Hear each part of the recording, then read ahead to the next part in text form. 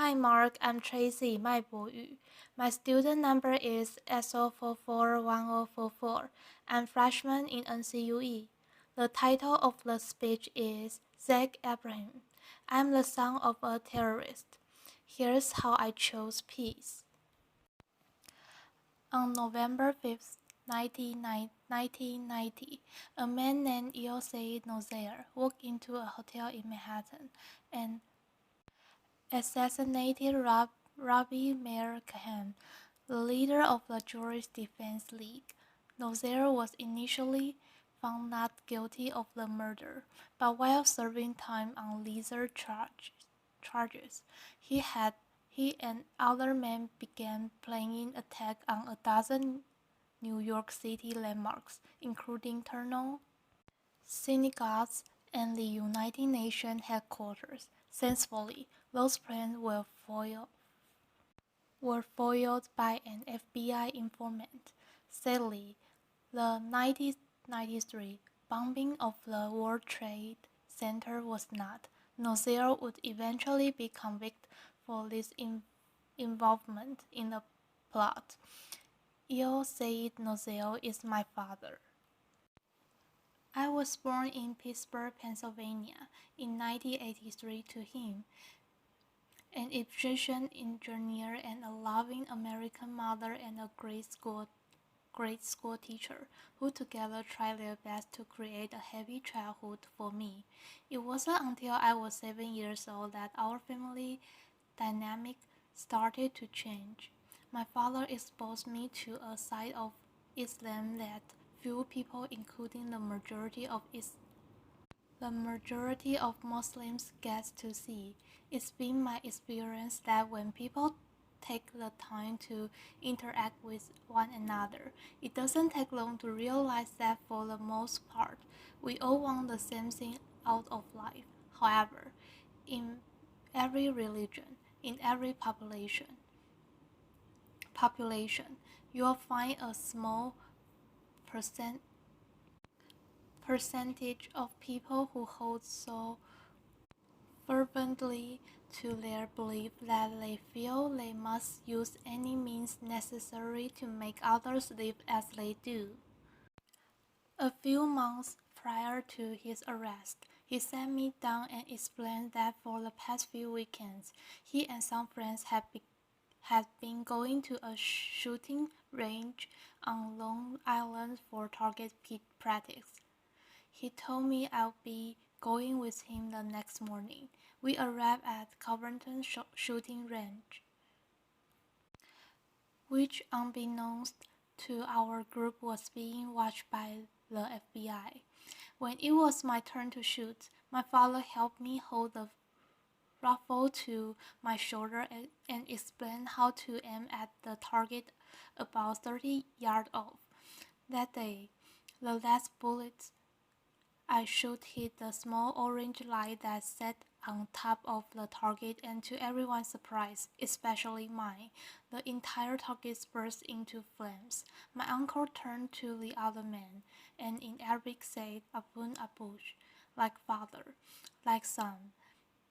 They all seemed to get a really big laugh out of that comment. But it wasn't until a few years later that I fully understood what they saw was so funny. They thought they saw in me the destruction my father was capable of. Those men would eventually be convicted of placing a van filled with 1,500 pounds of explosive into the sub-level parking lot of the World Trade Center's North Tower,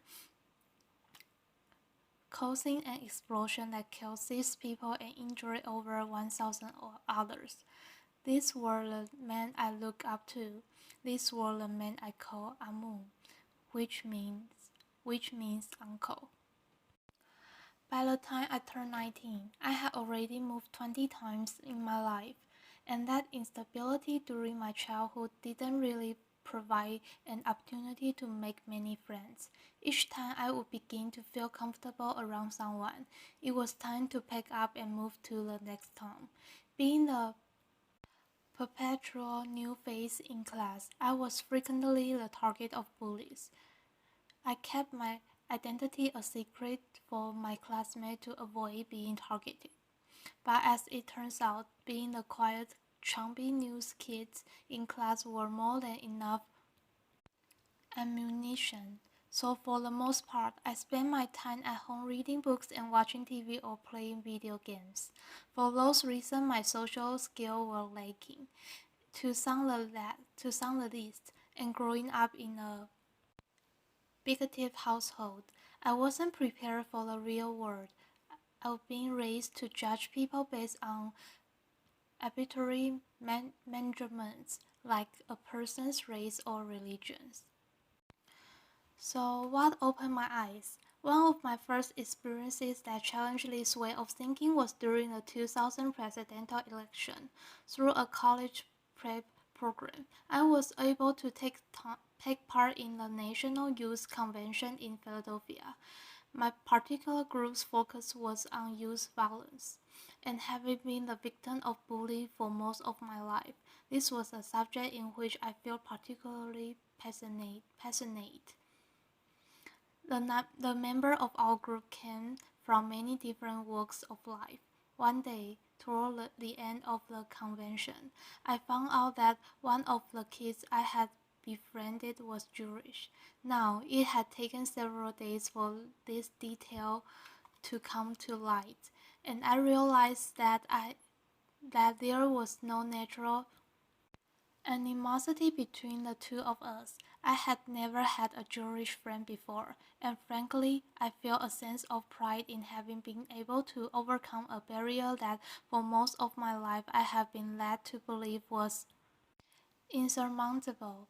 Another major turning point came when I found a summer job at Busch Garden, an amusement park. There, I was exposed to people from all sorts of faiths and cultures, and that experience proved to be fundamental to the development of my character. Most of my life, I've been taught that homosexuality was a sin, and by extension, that all gay people were a negative influence. As change would have it, I had the opportunity to work with some of the gay performers at a show there, and soon found that many were the kindest, less judgmental people I have ever met. Being bullied as a kid created a sense of empathy in me toward the suffering of others, and it comes very unnaturally to me to treat people who are kind in any other way than how I would want to be treated. Because of that feeling, I was able to contrast the stereotypes I've been taught as a child with real life experience and interaction. I don't know what it's like to be gay, but I'm well acquainted with being judged for something that's beyond my control. Then there was the Daily Show on a nightly basis. Jon Stewart forced me to be intellectually honest with myself about my own bigotry and helped me to realize that a person's race, religion, or sexual orient orientation had nothing to do with the quality of one's character. He was in many ways a father figure to me when I was a desperate need of one. Inspiration can often come from an unexpected place, and the first that a Jewish Canadian had done more to positively influence my worldview than my own extremist father is not lost on me. One day, I had a conversation with my mother about how my worldview was starting to change, and she said something to me that I will hold dear to my heart for as long as I live. She looked at me with the weary eyes of someone who had experienced enough dogmatism to last a lifetime, and said, "I'm tired of hating people." In that instant, I realized how much negative energy it takes to hold that hater inside of you. Ebrahim is not my real name. I changed it when my family decided to end our connection with my father and start a new life. So why would I out myself and potentially put myself in danger? Well, that's simple. I do it in the hopes that perhaps someone someday who is compelled to use violence may hear my story and realize that there is a better way. That although I had been subjected to this violence, intolerant ideology, that I did not become fanaticized. Instead, I choose to use my experience to fight back against terrorism, against the bigotry. I do it for the victims of terrorism and their loved ones, for the terrible pain and loss that terrorism has forced upon their lives, for the victims of terrorism. I will speak out against these senseless acts and commend my father's actions. And with that simple fact, I stand here as proof that violence isn't inherent in one's religion or race. And the son does not have to follow the way of his father. I am not my father. Thank you. Applause. Thank you, everybody. Applause. Thank you all. Applause. Thank you a lot. Applause.